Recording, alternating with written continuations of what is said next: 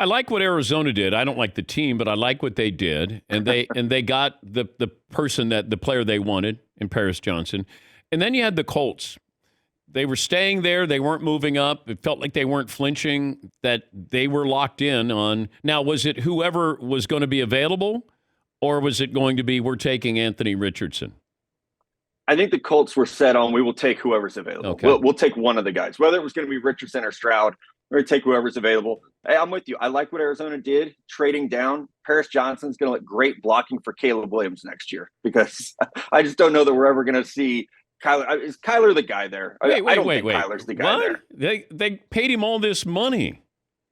Oh, Carson Wentz got paid. Jared Goff got paid. I don't know that matters anymore. If you're not the guy, you're not the guy. You've got a new head coach, a new GM. We'll see. I'm rooting for Kyler, but the second that trade was announced, the first thing I thought was they're going to have a lot of picks if they want to go get Caleb Williams next year. A lot of picks. So you have to start. You got to start thinking ahead. Who's going to be the team that has eyes for next year's unbeatable generational prospect? All right, you're first on the board with that possibility there for Arizona. And I was mentioning this. I wouldn't have gone crazy for a quarterback this year. If I got one, great. Yeah. But I know next year's class is always better than this year's class, at least in our mind. But it feels like there's 3 quarterbacks next year who are better than these quarterbacks or would be rated higher. So you're going to have Drake May, Caleb, and Penix at Washington they might all grade out higher than these guys.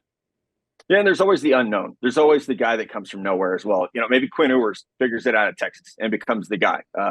I'm holding my breath on that. We'll see if it happens. But you're right. I think with Caleb coming out of USC, there are fewer questions about him. Same with Drake May. Right now, after a year of watching them play, Caleb for a year and a half, there are fewer questions. Now, holes might get poked in them over the next 12 months. That certainly happens. But I can tell you, like talking to scouts, general managers, even agents over the past couple months, there are a lot of conversations already about next year. And I always think it's interesting when a team sets themselves up for the future. Philadelphia has done that better than anyone. They do a great job of, let's keep an eye on the future. We want to always have 2 first-round picks if we can.